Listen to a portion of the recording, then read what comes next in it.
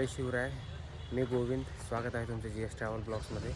मी आज आलो आहे मातृतीर्थ सिंदखेड राजा या ठिकाणी, जिथे राजमाता राष्ट्रमाता जिजाऊ माँसाहेब यांचा जन्म झालेला आहे. तर आज आपण संपूर्ण सिंदखेड राजा हा परिसर एक्सप्लोअर करणार आहोत. इथले जे काही प्राचीन वास्तू आहेत, जे काही जुने मंदिरं आहेत, ते आपण या व्हिडिओमध्ये बघणार आहोत.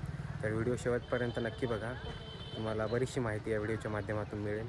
तर चला तर मग आपण आता एक्सप्लोअर करूया. राजमाता जिजाऊ माँसाहेब यांचं जन्मस्थान आणि राजे लखुजीराव जाधव यांचा राजवाडा आपण यापूर्वीच्या व्हिडिओमध्ये कव्हर केलेला आहे. व्हिडिओखालील डिस्क्रिप्शन बॉक्समध्ये तुम्हाला त्या व्हिडिओची लिंक मिळून जाईल. त्या लिंकवर क्लिक करून तुम्ही तो व्हिडिओ बघू शकता. तर आता आपण येऊन पोहोचलो आहे कालाकोट या ठिकाणी, जे की एक प्राचीन वस्तुसंग्रहालय आहे. तुम्ही या ठिकाणी बघू शकताय. इथे आपल्या हिंदू धर्मामधील बऱ्याचशा मूर्त्या आहेत, ज्या की एकत्र संग्रहित केलेल्या आहेत. यामधील खूप साऱ्या मूर्त्यांचं नुकसान झालेलं आहे. सिंदखेड राजा आणि आजूबाजूच्या परिसरातील जेवढे काही हिंदू धर्मातील शिल्प आहेत, ते या ठिकाणी एकत्रित करण्यात आले आहेत. तुम्ही इथे बघू शकताय दगडी जातेसुद्धा आहेत आणि बरेचसे मंदिराचे जे तुटलेले स्तंभ आहेत ते या ठिकाणी संग्रहित करण्यात आलेले आहेत. आपण या ऐतिहासिक वस्तू संग्रहालयामध्ये आता प्रवेश करतो, जिथे बऱ्याचशा ऐतिहासिक वस्तू ठेवण्यात आलेल्या आहेत.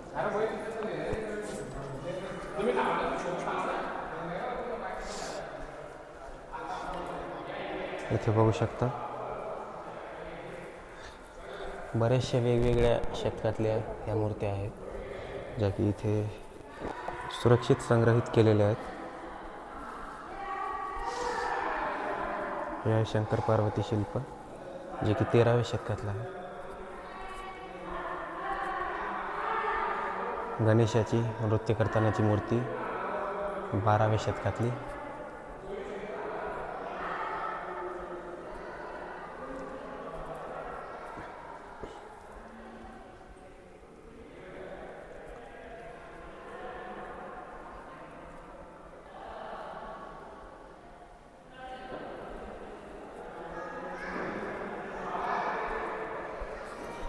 आहेत जवळपास बऱ्यापैकी 12 ते 13व्या शतकातल्या या मूर्त्या आहेत आणि यांचं बरंचसं नुकसान पण झालेलं आहे. काही सुस्थितीत आहेत, तर काहींचं नुकसान झालं आहे. आणि इथे एक तोफ आहे, जी की पंचधातूंपासून बनवण्यात आलेली. ही पण 16व्या शतकातली आहे. आता मी येऊन पोहोचलो आहे रंगमहल या ठिकाणी आणि तुम्ही माझ्या पाठीमागे बघू शकता, हे आहे रंगमहल. आता आपण मध्ये जाऊन बघूया कसं आहे ते.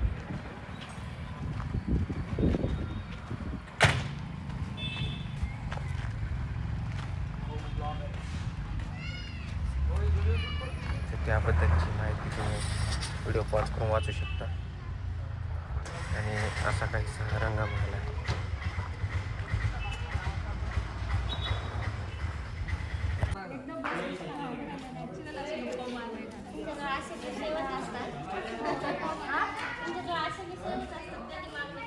हे आहे रंगमहल आणि मधलं इंटिरियर असं काहीच आहे.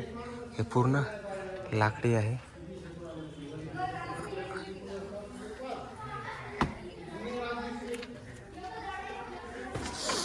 आणि या रंगमहलच्या खाली इथे एक भुयार आहे, तुम्ही बघू शकता.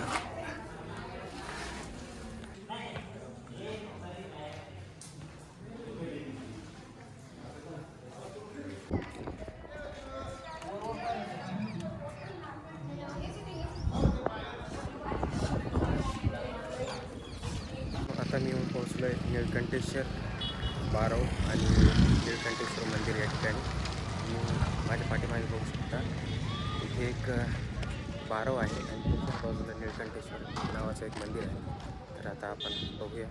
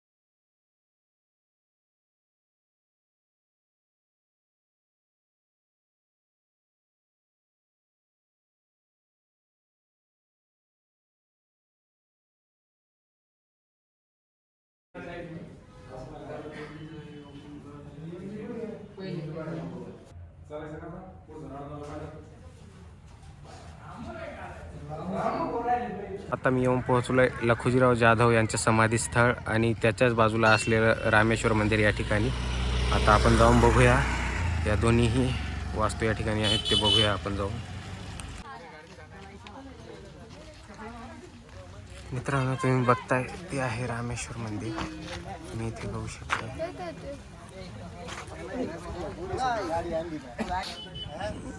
आता आपण जातोय रामेश्वर मंदिरामध्ये आणि तुम्ही समोर बघता खूप सुंदर असं हे मंदिर आहे.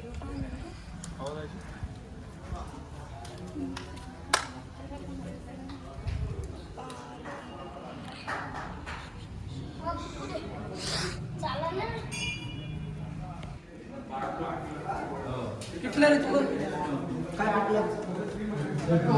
तुम्ही बघू शकता बऱ्याचशा प्राचीन आणि खूप लहान लहान शिल्प या ठिकाणी या खांबावरती कोरण्यात आले आहेत.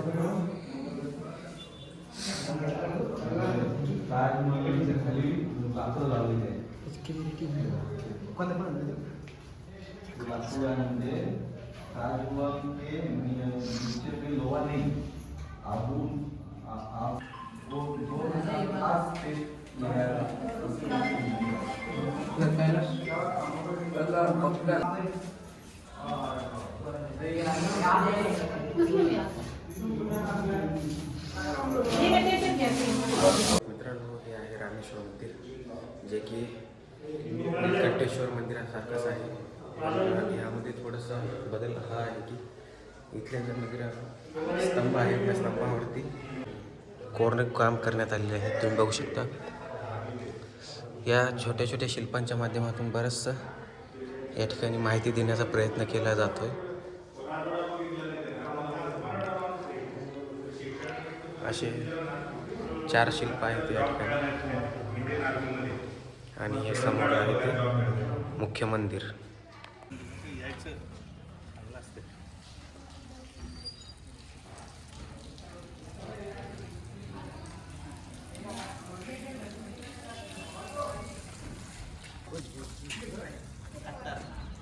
तर आता आपलं रामेश्वर मंदिर इथलं दर्शन करून झालेलं आहे आणि मी जातो आहे आता लखुजीराव जाधव यांच्या समाधीस्थळी. तुम्ही बघू शकता त्याची प्राचीन वास्तू आहे, तिथे लखुजीराव जाधव यांची समाधी आहे.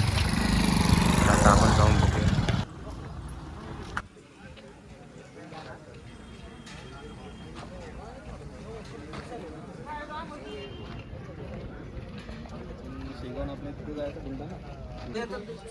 हे आहे लखुजीराव जाधव यांची समाधीस्थळ.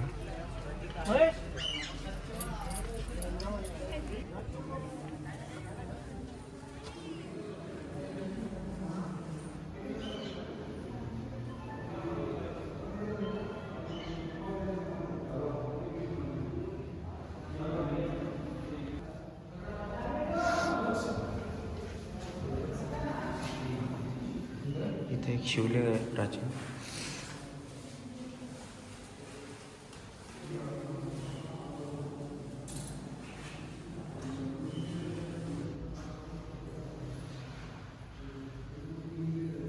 आणि हे आहे लखुजीराव जाधव यांचं समाधीस्थळ.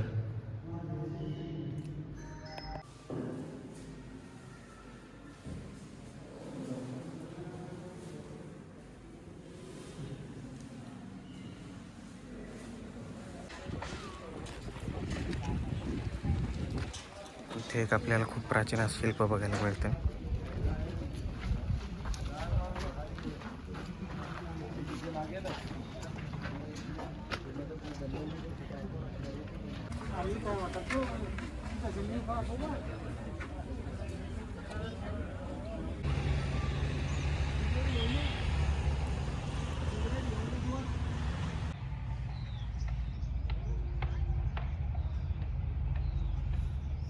तर आता मी जातोय प्राचीन बारव असलेल्या ठिकाणी. तुम्ही या ठिकाणी समोर बघू शकता एक प्राचीन बारव आहे.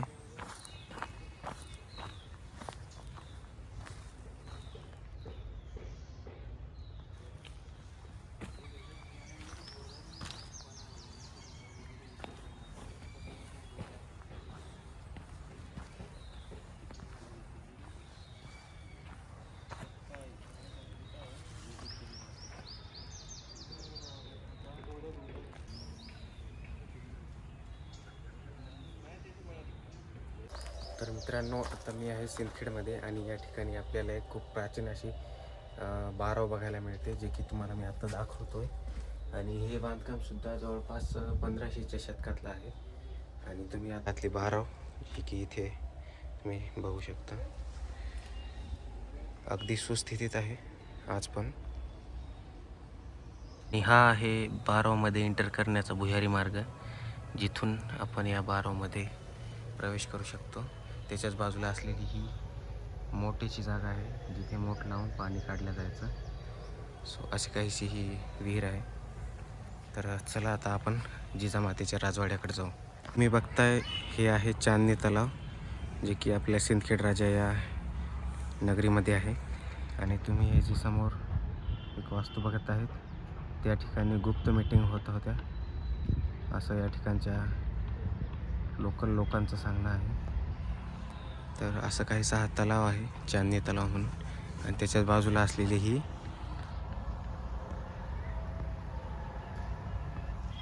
प्राचीन बारव.